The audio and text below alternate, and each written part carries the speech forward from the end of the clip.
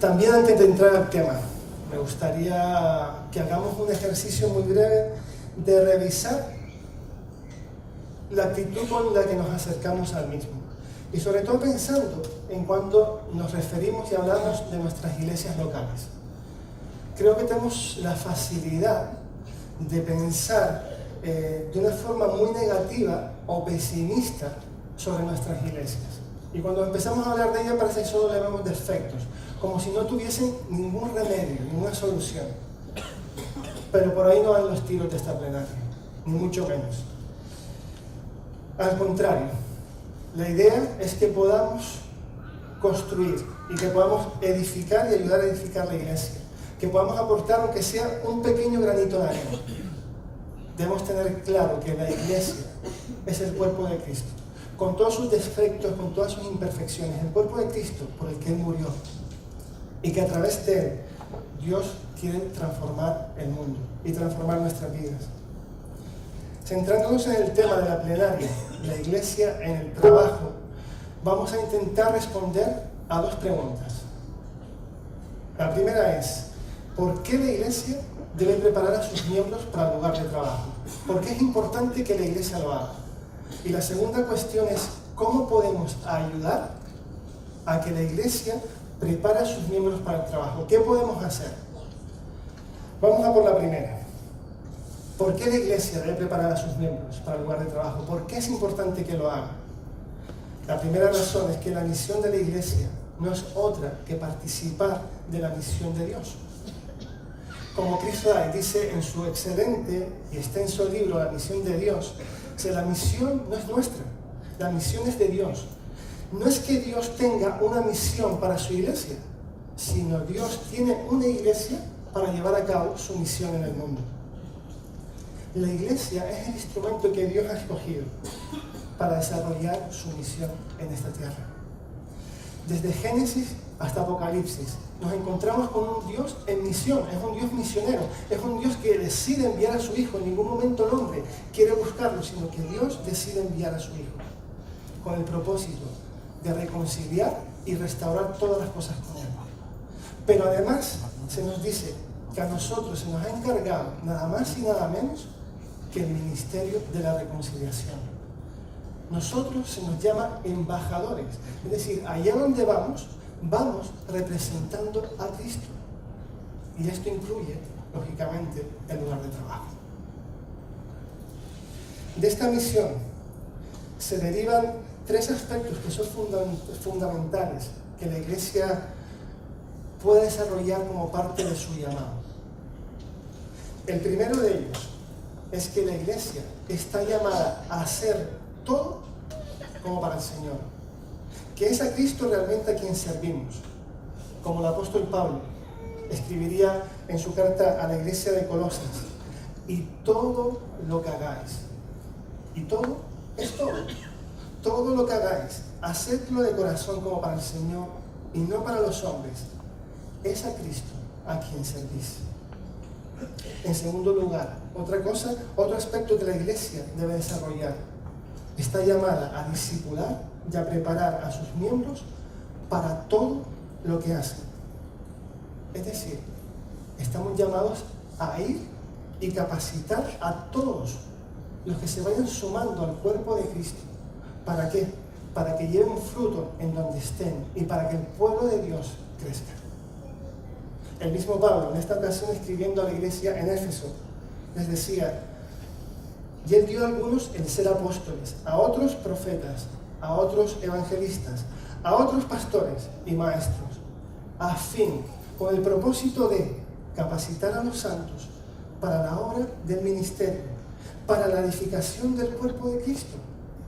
Y el mismo Jesús, a sus discípulos, les encarga, id pues, y hacer discípulos de todas las naciones, es decir, de todas las esferas donde estemos, bautizándolos en el nombre del Padre, del Hijo y del Espíritu Santo, enseñándoles a guardar todo lo que os he mandado.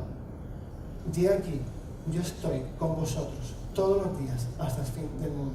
La misión no vamos solos, sino que el mismo Jesús ha prometido que Él va con nosotros todos los días.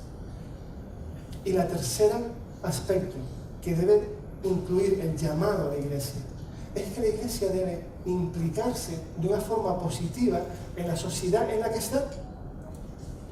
¿Para qué? Para darle la oportunidad de acercarle a Dios y que puedan conocerle. Jesús, de nuevo, hablando con sus discípulos, vosotros sois la luz del mundo. Y nos compara con una ciudad puesta en lo alto de una montaña, que no se puede esconder. Dice, así mismo, brille vuestra luz delante de los hombres, para que vean vuestras buenas acciones y eso los lleve a glorificar a vuestro Padre que está en los cielos. Y Jeremías, buscad el bienestar de la ciudad a donde os he desterrado y orad allí por ella, rogad por ella al Señor, porque en su bienestar tendréis bienestar. De estos tres aspectos se deduce que la iglesia es iglesia tanto cuando está reunida, es decir, en esos momentos en los que estamos juntos alabando con canciones, orando, en tiempos de enseñanza, pero también cuando la iglesia está dispersa, no solamente cuando estamos juntos, sino también cuando está dispersa, y no dispersa mentalmente, sino dispersa geográficamente, ¿no? Esos momentos en los que sus miembros están en lugares muy diferentes, ahí siguen siendo discípulos, ahí seguimos siendo testigos de lo que Dios ha hecho en nuestras vidas y seguimos llamados a llevar ahí lo que Él quiere para el mundo. Pero la realidad, creo que en ocasiones la iglesia se olvida de su verdadero llamamiento y comete dos errores que los acaban alejando realmente de ese llamado. El primer error que cometemos, y lógicamente no hablo que sean errores conscientes, posiblemente sean inconscientes, pero al fin de cuentas son errores. El primer error es un error teológico. Actuamos como si Dios solamente estuviese interesado en algunas áreas de nuestra vida y no en todo. Surge lo que se denomina la separación entre lo que es sagrado y que le interesa a Dios y lo que es secular, que a Dios no le interesa en absoluto. ¿Qué entra dentro de lo sagrado? Pues dentro de lo sagrado entra principalmente lo que hacemos como iglesia dentro del edificio donde nos reunimos, o otras reuniones cristianas en las que participamos, o nuestro tiempo de devocional personal. En el tiempo de lo secular, o que a Dios no le interesa, pues todo el resto de cosas, entre ellas el trabajo. Si esto fuera cierto, si este curso de pensamiento fuese correcto, y lo basamos y lo intentamos representar en términos matemáticos, el resultado es dramático. Pongamos que nuestra semana, una semana estándar, tiene 168 horas. Que de media cada uno de nosotros dedicamos a dormir 8 horas diarias. Ya hay 56 horas que están bien empleadas en descansar. Pongamos que todos nosotros dedicamos de media 12 horas semanales a actividades cristianas, a esa parte sagrada. Y seguramente que aquí los pastores y responsables de iglesia firmarían ahora mismo si todos sus miembros dedicasen 12 horas a la semana a actividades de la iglesia. Pero pongamos 12 horas, todas las semanas. Eso da un resultado final de 100 horas. 100 horas que con ese pensamiento es como si a Dios no le importase en absoluto. Cuando Pablo, el apóstol, nos estaba diciendo ahora mismo que Dios quiere todo para él. El segundo error que cometemos, el primero es teológico, el segundo es de método, es metodológico. En lugar de ir, de hacer discípulos, muchas veces nos convertimos en asistentes a reuniones. Olvidamos que somos discípulos las 24 horas del día, los 7 días de la semana. Es decir, ninguno de nosotros tiene un llamado a ser discípulo a media jornada, pero en la práctica vivimos como si fuese así. En lugar de preparar a los miembros para todo lo que hacen, muchas veces como iglesia nos preparamos principalmente para lo que van a hacer y lo que hacemos dentro de la iglesia o en los ministerios que están vinculados a la iglesia. Y esto trae consecuencias. Una de ellas es que nos sentimos mucho más cómodos participando en la actividad evangelística y misionera de la iglesia en su conjunto, es decir, nos sentimos más cómodos yendo con otros miembros de nuestra iglesia a ver y buscando formas para alcanzar nuestra comunidad, que aceptando el reto de ser misioneros donde el Señor nos pone a cada uno de nosotros, ya sea en un colegio, en un laboratorio, en un hospital, en una oficina. Como es lógico, estos dos errores tienen consecuencias en la práctica, tienen consecuencias en la forma en la que la iglesia entiende la misión y también en la forma en que desarrolla esa misión. Podemos afirmar que la iglesia tiene 4 contextos para desarrollar su misión. Y vamos a empezar por el más cercano. El contexto misionero de lo que se hace dentro del edificio donde nos reunimos o en la sala, en el local, donde sea. Ahí podríamos incluir todo lo que se hace el fin de semana, más algunas actividades entre semana muy puntuales. ¿Vale? La alabanza conjunta, los cultos del domingo, las reuniones de señora, la escuela dominical, las reuniones de jóvenes y poco más. Hay otro segundo contexto para la misión, que es lo que se hace justamente alrededor de donde está la iglesia. Y ahí podríamos incluir pues, iniciativas evangelísticas, todo lo que tiene que ver con el desarrollo de la obra social, la ayuda, la acción social, algunas actividades culturales, podríamos incluirlas, si la iglesia está intentando alcanzar a la ciudad, al pueblo de alguna otra forma. Y un tercer contexto para la misión de la iglesia, por todo el mundo. Y aquí podríamos incluir a la iglesia cuando envía a algún misionero a algún otro país, o si no lo puede enviar, tal vez está participando junto con otras iglesias, otras entidades, organizaciones en enviar o apoyar económicamente a algún obrero, o simplemente orando por alguien. Estos 3 contextos en sí tienen 2 cosas en común. La primera es que es donde la iglesia está invirtiendo la mayor parte de sus recursos, de su tiempo y de sus energías. Y la segunda cosa que tienen en común es que funcionan y se desarrollan cuando la iglesia está reunida. Participa toda o buena parte de la membresía. Lo que es indudable es que Dios a lo largo de la historia ha usado y sigue usando esos 3 contextos para el desarrollo de la misión. Pero, y hay un pero, es que falta un 4º contexto para la misión. Decíamos que eran 4. El 4º contexto lo podríamos llamar la misión en los contextos cotidianos, en la vida diaria. Y aquí podríamos incluir donde pasamos la mayor parte de nuestro tiempo con personas que no sean cristianas. Y lógicamente, el trabajo es uno de ellos. Este contexto se está descuidando. Y sin ese contexto, la actividad y la iniciativa misionera de la iglesia queda incompleta. Está incompleta. A diferencia de los otros 3 contextos, aquí es donde se está invirtiendo menos. Y otra diferencia importante es que no se desarrolla cuando la iglesia está reunida, sino que se desarrolla cuando la iglesia está dispersa. Es curioso que estamos invirtiendo más recursos y tiempo para preparar a la gente donde está menos tiempo. Y donde está más tiempo, y que curiosamente es donde más oportunidades hay para la misión y más desafíos, invertimos menos.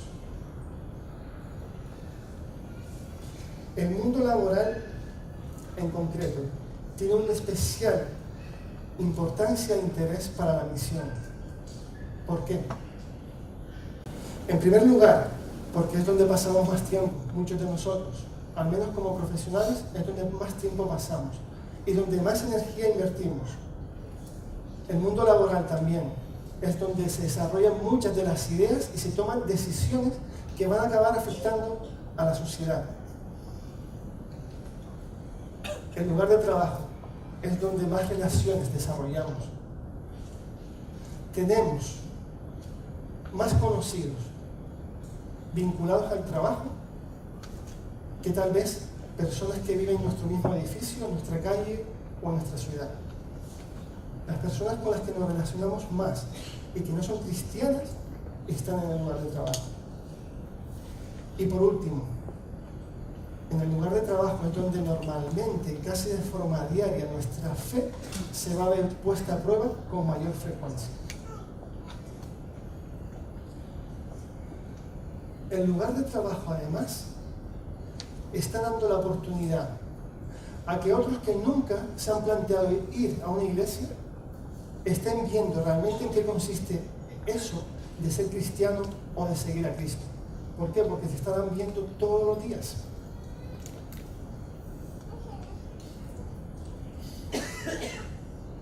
¿Imaginas el impacto que podría tener una iglesia si en lugar de pensar únicamente en la misión que sus miembros pueden desarrollar de forma conjunta y siempre con tiempo y energías limitadas, pensase también en la misión que cada uno de ellos podría desarrollar en donde están a lo largo de la semana? Si cada trabajador, pongamos que de media trabaja entre 40 y 50 horas semanales, y pasa ese tiempo pues con sus empleados, con sus jefes, con sus pacientes, con sus estudiantes, con sus proveedores, al final del año eso supone más de 2.000 horas de influencia cristiana. Para la iglesia es una oportunidad enorme para ampliar el impacto de su ministerio y de su misión. Vamos a pasar a la segunda pregunta. Una vez que hemos visto por qué es importante preparar a la iglesia para el trabajo, vamos a ver qué podemos hacer, cómo podemos ayudar a la iglesia, si hay alguna forma. Y creo que la forma más potente para acometer esta tarea en sí no es desarrollar ni nuevas actividades ni nuevos proyectos. Creo que eso en todo caso nos pueden sobrar. Sino más bien lo que vamos a hacer es presentar un marco que nos sirva de hoja de ruta, que ayude a preparar a la iglesia para el trabajo. Este marco que vamos a ver debe ser lo suficientemente sencillo como para que cualquier iglesia, independientemente de su tamaño, de su trasfondo, de la forma de organizarse, del presupuesto que tenga disponible, pueda implementarlo. Solamente hay un prerequisito, que quiera hacerlo. Eso es lo único que hay como prerequisito. Pero para que este marco pueda ser implementado, primero la iglesia va a tener que hacer dos cosas.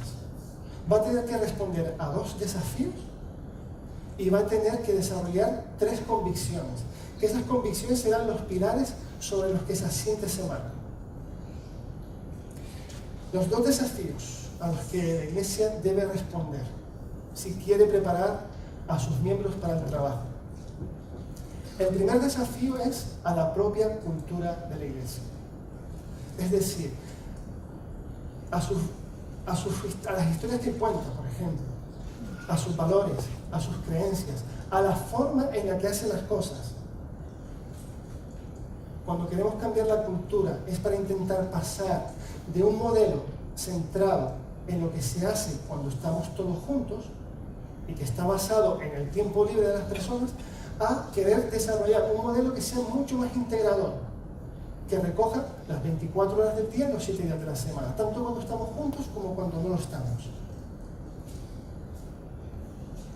Con esto no queremos inventar nada nuevo, simplemente lo que estamos intentando es que la iglesia recupere su esencia. Es decir, que el Señor al que sirve, si la cabeza del cuerpo, la cabeza de la iglesia, Jesús, realmente sea el Señor de todo. Ese es el propósito, no hay otro.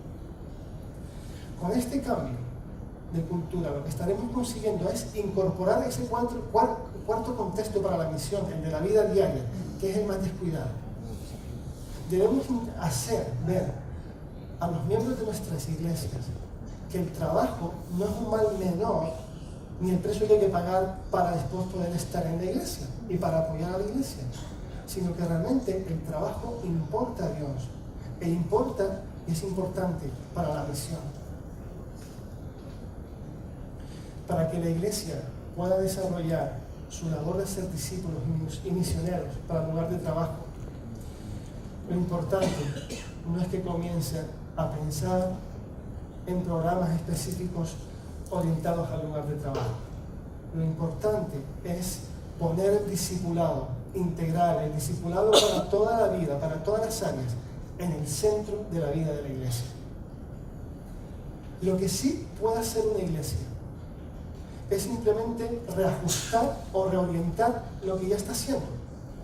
Si la alabanza, la oración, la enseñanza, la comunión, el servicio, la misión, cómo se desarrollan las amistades. De forma que conecte lo que se hace cuando están juntos con lo que se va a hacer cuando estamos separados. Un ejemplo sencillo de esos reajustes: cambiar los grandes héroes de las historias de las predicaciones. Y si no sustituirlos, sí ampliar el marco. ¿A quiénes solemos poner como héroes de las predicaciones? Normalmente a personas que trabajan en un ministerio cristiano, normalmente a pastores y misioneros. Y casi siempre hace 200 o 300 años. Pero ¿por qué no ampliamos el abanico y empezamos a incorporar historias cotidianas? Historias de personas que están haciendo cosas en su lugar de trabajo. Esas historias conectarán muchísimo mejor con la vida de los trabajadores y pensarán, está poniendo una historia de alguien en su contexto de trabajo. El trabajo importa para Dios, el trabajo importa para la misión. ¿Por qué no puedo hacer yo lo mismo? Serán historias más cercanas.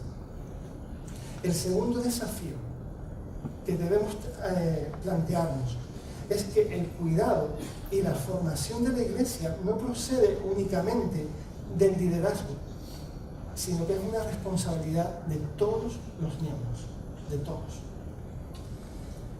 No es admisible que la gente piense, después de toda la semana de trabajo, que no pueden hacer nada para Dios. Y más cuando acabamos de ver en ese contexto para la vida cotidiana, que es un contexto para la misión, pero que el problema es que está siendo mal atendido. La iglesia como cuerpo debe ayudar a descubrir a sus miembros lo que Dios quiere hacer a través de ellos, lo que pueden hacer, incluso lo que Dios ya está haciendo, y que entienda que ellos son misioneros y discípulos en medio de las demandas del día a día, de las presiones, de las preocupaciones, que la iglesia aprenda a sobrellevar las cargas los unos de los otros. Es decir, preocuparse por las luchas, por las preocupaciones, por las tentaciones que puedan tener otros miembros del cuerpo en donde están a lo largo de la semana. Como todo cambio, estos dos desafíos van a implicar una demanda alta, tanto para los líderes como para los miembros. Cualquier cambio siempre va a demandar energías. A los líderes, ¿por qué?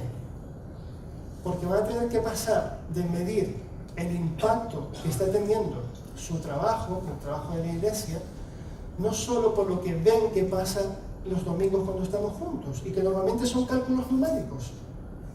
Viene tanta gente, asisten tantos, tal, muy fácil de medir. Pero ahora ya la métrica no va a funcionar, porque no saben lo que está pasando en cada lugar de trabajo. Van a tener que empezar a confiar en lo que el Evangelio puede hacer, el poder que tiene el Evangelio, y lo que el pueblo de Dios puede hacer. Para los miembros también van a haber demandas. ¿Por qué? Porque vamos a empezar a ver el lugar de trabajo como un lugar de misión. De ahí somos misioneros. De ahí no tenemos el lugar seguro que es la comunidad cristiana. Ser misioneros y discípulos significa vivir contracorriente. Y para eso necesitamos una dosis muy importante de coraje y de confianza en Dios. Después de los dos desafíos, las tres convicciones que debemos desarrollar para preparar a la iglesia para el trabajo.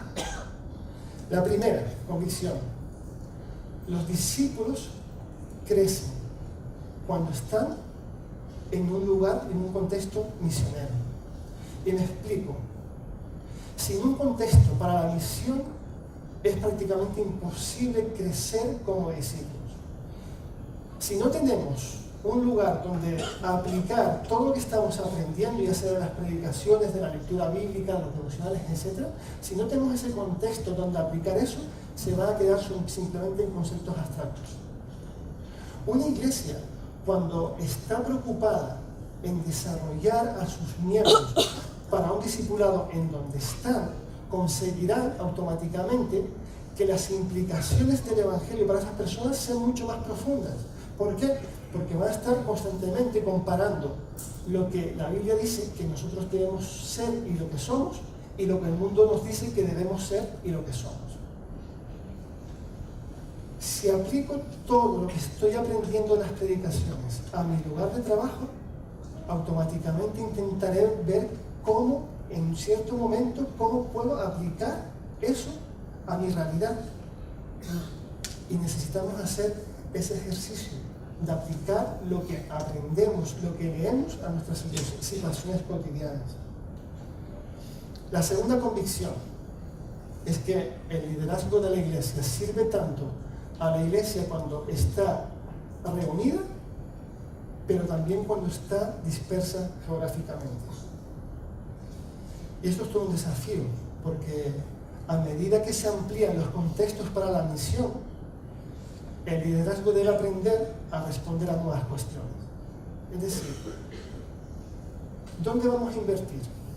¿Cómo vamos a atender, a servir y a preparar a la iglesia para lo que hacemos cuando estamos reunidos? Pero también cómo vamos a preparar, a servir y atender a la gente cuando están en sus lugares de trabajo.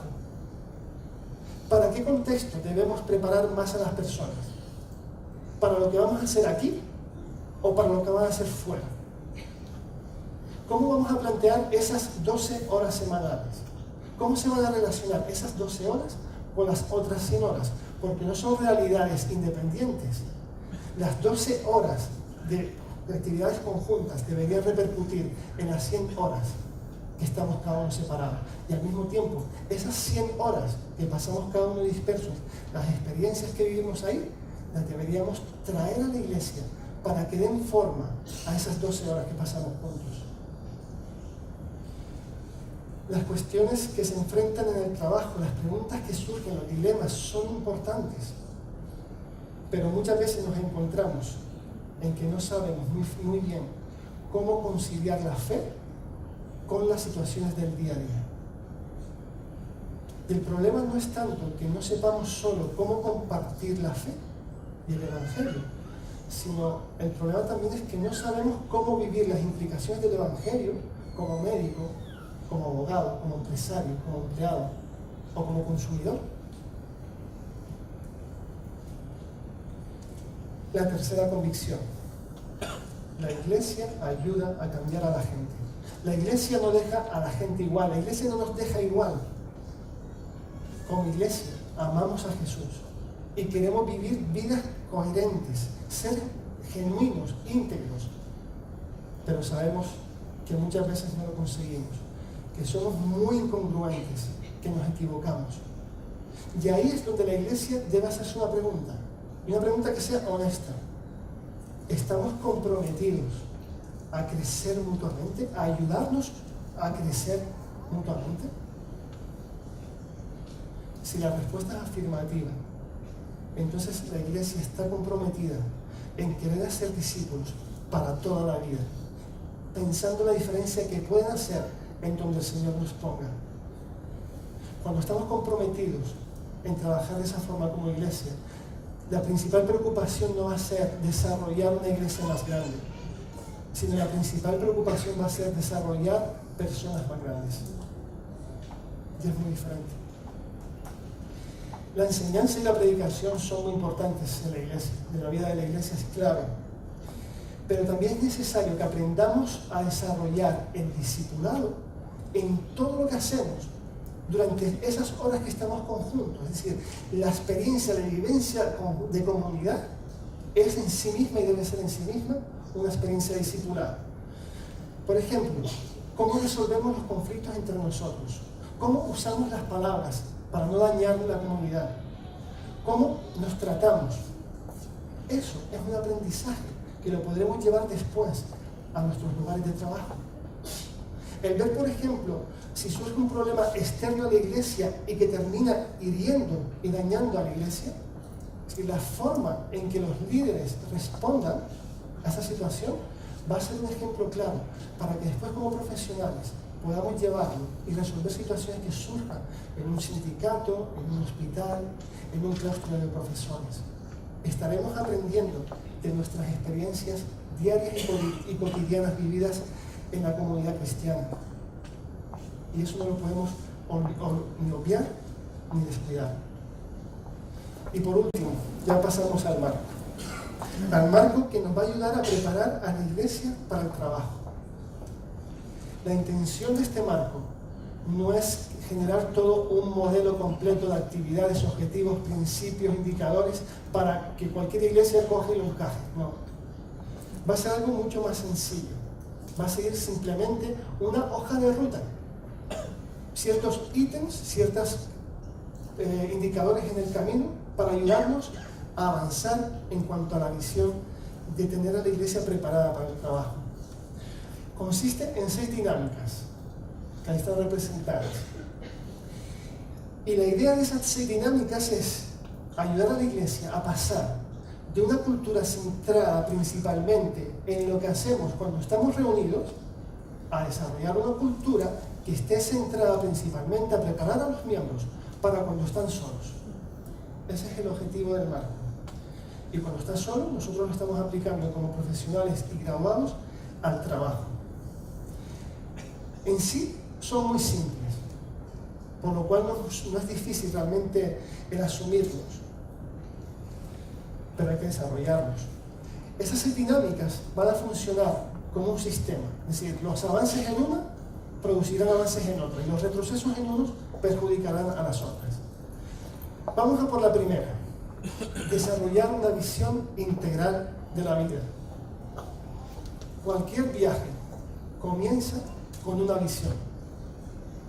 La visión que nosotros queremos desarrollar es preparar a la iglesia para que sea fructífera en el mundo, en donde quiera que esté, y más concretamente, en nuestro caso, en el mundo del trabajo. Esa es la visión. Y como dice el proverbio, sin visión el pueblo se desenfrena. De ahí que los líderes han de cultivar y estar desarrollando de forma continua la visión, persuadiendo, animando, enganchando para que la gente asuma la idea y el llamado de ser misioneros y discípulos en donde estén, donde quiera que estén. Por ejemplo, la predicación juega un papel fundamental a la hora de despertar ese deseo de querer ver nuestro trabajo como para Cristo y entender que trabajamos en el fondo y que servimos para Cristo. La predicación, por el tiempo que le dedicamos en nuestras iglesias, da la oportunidad enorme de poder conectar lo que hacemos cuando estamos juntos, cuando estamos separados. ¿Por qué? Por ejemplo, el texto bíblico nos da el privilegio de que muchísimas situaciones que en sí cuenta y narra se desarrollan en un contexto de trabajo y donde los diferentes personajes son trabajadores, con lo cual no hay que hacer un ejercicio muy difícil para extrapolar eso al mundo del trabajo. Otra cosa que puede ayudar a los predicadores es acercarse al texto bíblico como un texto misionero escrito y dirigido a misioneros. Y si estamos diciendo que cada uno de nosotros somos misioneros, podremos aplicarlo. Es decir, la Biblia está escrita y buena parte de la narración nos invita a saber cómo vivir en los lugares donde no vamos a ser bien recibidos. Como cristianos, podemos nombrar el texto bíblico Egipto, Roma, Babilonia, la iglesia dispersa por todo el Mediterráneo. Y lo que está pretendiendo el texto es enseñar al pueblo de Dios, a su pueblo, a vivir donde no es bien recibido. En el lugar de trabajo, el evangelio no va a ser bien recibido. Y como cristianos no vamos a ser bien recibidos. Así que el texto bíblico, la predicación, la lectura, la debemos conectar de una forma directa con nuestro lugar de trabajo. La creatividad es crucial. O sea, más que proyectos, actividades, lo que hablábamos antes es reenfoque. Ser creativos en todo lo que hacemos para conectarlo con el día a día y con el mundo del trabajo. Y eso lo podemos hacer desde la forma en la que damos la bienvenida, las reuniones de los grupos pequeños, la predicación, la alabanza, el tiempo del café, etc. Podemos hacer que conecte esa experiencia de comunidad con la experiencia de la soledad a lo largo de la semana. La segunda dinámica que debemos desarrollar, enfocarse en el campo de misión. Con campo de misión nos referimos, y es un término útil para referirnos al lugar donde pasamos la mayor parte de nuestro tiempo con personas que no son cristianas. Y todos, sin excepción, tenemos un campo de misión. El simple hecho de descubrir que tenemos un campo de misión y que en ese lugar de misión el Señor nos quiere usar, ya puede ser emocionante para la mayoría de nosotros. El objetivo para la Iglesia, ¿cuál es? Hacer ver y animar a todos sus miembros a pensar en cuál es su lugar de misión. Hay que integrar la idea del campo de misión en la predicación, en la oración, en la alabanza, en los grupos pequeños. Cuando hagamos eso, la forma en la que nos acercamos a esas actividades va a ser diferente. Pero también va a ser diferente el impacto que tiene en la vida de los miembros de la congregación. Una tercera dinámica, ampliar el acuerdo entre pastor y membresía. Y con pastor, por simplificarlo, me refiero a cualquier anciano, responsable de la iglesia, como queramos llamarlo. Muchas iglesias se estructuran bajo un acuerdo no escrito, en ningún lado está. Yo al menos no lo he encontrado, puede ser que incluso algunas la tengan. Pero un acuerdo no escrito en cuanto a las funciones principales del pastor y las funciones principales de la membresía. Y lo vamos a resumir en 5 cláusulas. La primera es responsabilidad del pastor tener clara la visión futura de la iglesia.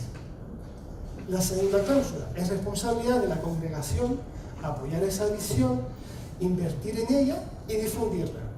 Tercera cláusula, a cambio de apoyar, invertir y difundir en esa visión del pastor, la iglesia será cuidada. Cuarta cláusula, en ocasiones, esporádicamente al menos, la congregación puede evaluar el trabajo que está haciendo el pastor en cuanto al cuidado que recibe. Y por ejemplo, para eso los miembros pueden irse un domingo de viaje, tal vez a un encuentro de GDG, no aparecer en la iglesia, o irse de vacaciones, o estar enfermos sin avisar a nadie, y quejarse porque el pastor no se ha dado cuenta de que no estaba. Y la quinta cláusula, en algunos casos, este contrato entre el pastor y la membresía será firmado y sellado con el acuerdo de que las únicas visitas oficiales que computarán como cuidado son las del pastor. El resto de visitas que haga cualquier otro miembro no cuentan.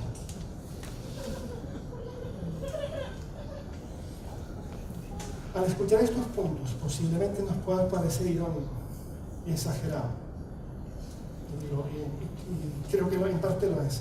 Pero la triste realidad es que la mayor queja que suelen recibir los pastores es que no me cuidan lo suficiente. Eso resumiría buena parte de las quejas, cuando realmente estamos llamados a cuidarnos los unos de nosotros. Y es responsabilidad compartida. En este tipo de acuerdo no escrito, parece que el pastor es el único responsable de cuidar y que tiene que cuidar de todo el mundo. Y que es lo único por lo que va a ser bien considerado y valorado. Y ciertamente, yo no lo pongo en duda, y ciertamente creo que el cuidado y la atención es una parte importante de la labor ministerial de un pastor. Pero no puede limitarse a eso. Si queremos desarrollar discípulos para la vida diaria, hay que recuperar y ampliar el contrato y que recoja la formación y la preparación de sus miembros. Debemos recuperar el papel como discipulador dentro del pastor. Y no podemos verlo simplemente como un terapeuta o un gestor de proyectos, sino que es mucho más.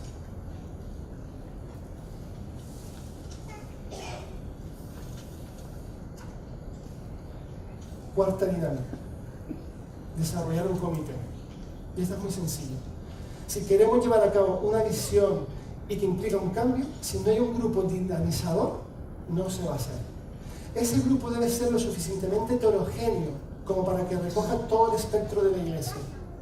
Y es muy importante que haya personas que trabajen tanto en el ámbito eclesial como en el mundo del trabajo. para que recoja todas las experiencias. Este grupo es clave para ir evaluando, planificando, ofreciendo, persuadiendo, animando, salvando los obstáculos, las críticas y demás, velando de que la visión se desarrolle. Quinta dinámica: hacer cambios de un grado. Como todo proceso de cambio, en este caso la Iglesia tendrá que decidir por dónde quiere empezar. Lo normal, y en gestión del cambio es una de las principales pautas, es siempre empezar por algo pequeño. ¿Por qué? Porque será más fácil cambiarlo. Y si logramos cambiarlo, la gente se animará a seguir probando otros cambios. Cambios de un grado. Si un avión decide en pleno vuelo cambiar 2 o 3 grados su dirección, después de un tiempo suficiente, el destino al que llegue será muy diferente del que inicialmente iba. Y eso es lo que queremos, que la Iglesia llegue a donde queremos llevarla, que es discipular a su gente para todas las áreas y que se vean y que entiendan que son misioneros en todas las áreas. Y queremos llegar con toda la congregación, no queremos dejar a la mitad por el camino.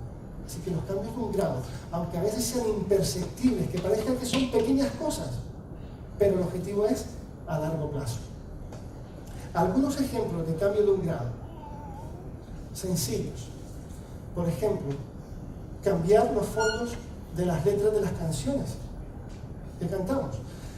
En la mayoría de iglesias aparecen playas paradisíacas, montañas nevadas y cascadas, ¿no? Y cuando cantamos Descanso en ti, mi defensor y escudo, pues parece que me tengo que ir o al Caribe o a los Alpes para encontrar descanso. ¿Por qué en lugar de playas paradisíacas no ponemos fotos de nuestros entornos de trabajo? ¿Y por qué no ponemos fotos de nuestra ciudad donde se desarrolla la vida?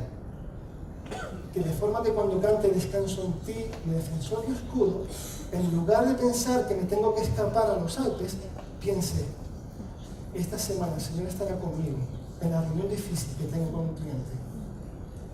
O esta semana que empieza, con los peores alumnos que tengo, el Señor me va a dar descanso. Un cambio de un grado. Otro cambio de un grado en la agenda de los responsables de la Iglesia. ¿Por qué en lugar de reunirse el pastor o el responsable con todos sus miembros en el despacho pastoral, por qué no decide tal vez un día a la semana reunirse con alguno de sus miembros en su lugar de trabajo? Y si no es posible ahí, en el entorno, tomarse un café ahí y preguntarle que cómo le va la vida, que cómo le va el trabajo, que qué luchas tiene, que qué preocupaciones tiene, que le cuente. Esto no solamente ayudará al miembro de la iglesia a sentirse más apreciado, sino que además va a ayudar muchísimo al pastor. ¿En qué? En las historias que escucha. No es lo mismo preparar una predicación íntegramente en un despacho encerrado con muy buena biblioteca de teología, que empezar a prepararla en una cafetería o un hospital, donde estarán viendo pues las caras de angustia de muchas personas, las prisas de los médicos y los enfermeros, las conversaciones que escucha sobre las preocupaciones de personas que tienen seres queridos ingresados. Automáticamente las historias cambian. Serán otras historias, porque están expuestos a otras historias. Otro cambio de un grado, los motivos de oración. ¿Por qué solamente o mayoritariamente? ¿Por qué oramos principalmente? Oramos por los estudiantes que deciden ir a un seminario bíblico, pero difícilmente oramos por el estudiante que está haciendo un doctorado con Richard Dawkins como tutor, y los hay. Oramos por los jóvenes que deciden irse en verano a un campamento cristiano, pero no oramos por el estudiante que está en clase con un profesor ateo que le hace la vida imposible. Sexta dinámica: compartir historias. Si la atención de los líderes está centrada en ayudar a la iglesia a llevar fruto donde se encuentre, como decía antes, necesitarán más que números. Necesitarán escuchar historias para ver que la cosa está funcionando. ¿Y cómo pueden escuchar las historias los pastores? Normalmente, en cualquier iglesia es difícil escuchar historias de la vida cotidiana. No las contamos. ¿Por qué? Porque pensamos que a nadie le importa. Pensamos que no son lo suficientemente importantes o dramáticas como para compartirlas, y mucho menos cuando estamos reunidos. Pero en cambio, si la cultura de la iglesia empieza a cambiar y resulta que oramos por los trabajadores y por los lugares de trabajo. En las predicaciones ponemos ejemplos del lugar de trabajo. Si nos preocupamos por formar a los miembros para que sean discípulos en su lugar de trabajo, automáticamente los miembros van a empezar a hablar de los pequeños avances que logran. No serán espectaculares, pero los empiezan a compartir. ¿Por qué? Porque ven que importan, que hay alguien que le importa. Empezarán a hablar de sus experiencias compartiendo la fe, aunque sea de una forma muy incipiente, con su compañero. Empezarán a compartir la historia del consejo que le está dando a un compañero por problemas que tiene en cuanto a situaciones familiares, o decisiones éticas y desafíos éticos como cristianos en decisiones que tenemos que tomar. Empezará a compartir esas historias que ahora no son escuchadas.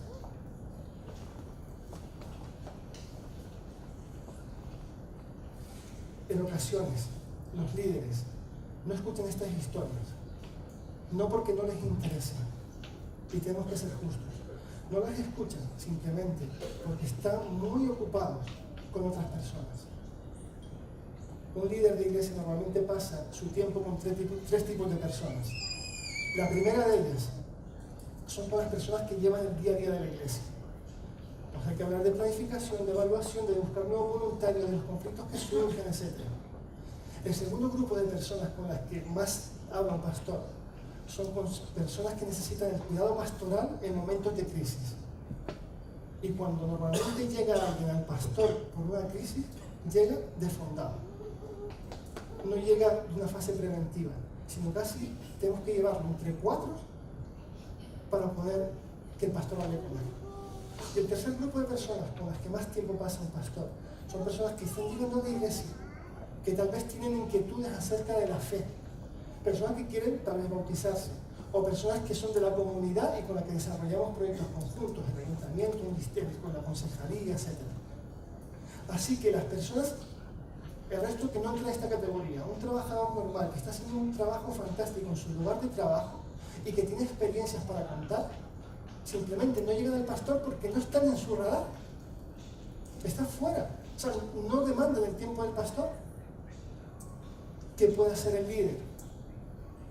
Pues el líder puede buscarse a una persona que tenga el don del santo entrometimiento. Y lo del santo es importantísimo, porque del otro hay mucho, pero del santo del otro hay menos. Con santo entrometimiento me refiero a esas personas que son capaces de hacer buenas preguntas y de escuchar las respuestas a esas preguntas, porque muchas veces solamente preguntamos, pero no estamos dispuestos a escuchar. Que esas personas hagan preguntas, escuchen y compartan esas historias después con otros. Una forma sencilla de hacer esto es lo que hemos llamado en GBG el lunes hasta ahora. El lunes hasta ahora es una entrevista de 3 preguntas, dura 2, 3, 4 minutos, nada más. En la página 66 y 67 del manual del encuentro hay un ejemplo. 3 preguntas centradas en el campo de misión de la persona. Se puede hacer en el culto un domingo o en un grupo pequeño o en una reunión de oración. ¿Qué 3 preguntas pueden ser? La primera, ¿qué estarás haciendo el lunes hasta ahora? Segundo, ¿qué desafíos y oportunidades estás teniendo en tu lugar de trabajo? Y tercera pregunta, ¿cómo podemos orar por ti? Simple, pero esta sencilla práctica, a largo plazo, practicada con frecuencia, trae más que un beneficio. Por ejemplo, resalta la importancia de las personas a nivel individual, apreciando lo que hace cada uno, aunque sean cosas pequeñas. Y esto empieza a notarse de que nos importa lo que tú haces, tanto para la iglesia como para Dios. Ayuda también a la congregación a pensar que en las cosas cotidianas, en las cosas que aparentemente no tienen mucho valor, en cambio, son extraordinarias en las manos de Dios. Esas historias personales que se empiezan a escuchar, empezar a orar por otras personas. El compartir estas historias también provoca nuevos contenidos en las conversaciones personales personas que hasta ese momento no tienen nada en común y muchas veces no saben ni de qué hablar, empiezan a hablar, porque yo he pasado por lo mismo que tú. Y se pueden aconsejar, o yo simplemente estoy pasando por lo mismo que tú. Y uno de los cuartos resultados que tiene, beneficiosos, es que suscita conversaciones más relevantes que las que solemos mantener muchas veces en nuestras iglesias. Vamos a empezar a hablar de los éxitos, de los fracasos, de nuestras debilidades, de nuestras tentaciones, de las preocupaciones que tenemos y de las presiones. Empezamos a orar por motivos concretos. Si queremos desarrollar realmente un movimiento misionero de trabajadores, ese movimiento solo se puede dar si sale de las iglesias locales. No puede salir eso de GBG. La iglesia local es la única que puede encomendar a decenas y a cientos de misioneros cada semana a su campo de misión. GBG solamente pretende tener dos funciones. Una es la de despertador, tal vez hacer ver que ese campo de misión está ahí para ser atendido. En segundo lugar, la segunda función que me gustaría tener es la de una paleta o un pintor, que tiene diferentes colores, que los combina para mostrar algo mucho mejor. Nosotros intentamos, como graduados, juntar diferentes recursos, proyectos, iniciativas, personas, para ofrecer a la iglesia algo que pueda usar. Y la tercera función, como GBG, queremos ser una antorcha. Y no una antorcha tanto en el sentido de algo que alumbre, sino más bien en el sentido olímpico, de que otros se sumen, de que otros asuman el relevo de ser misioneros donde el Señor nos ponga. Desde GBG, estas son nuestros deseos y nuestras preocupaciones. Y para ello hemos desarrollado en el último año un recurso pensado para la iglesia, iglesiaeneltrabajo.org, una web de pequeñas ideas como las que hemos compartido ahora y de otras ideas un poco más elaboradas. No es una web cerrada ni estanca, sino que la idea es que pueda ser enriquecida por las experiencias que en nuestras iglesias puedan ser desarrolladas y que habéis visto que funciona y que merecería la pena desarrollar con otros.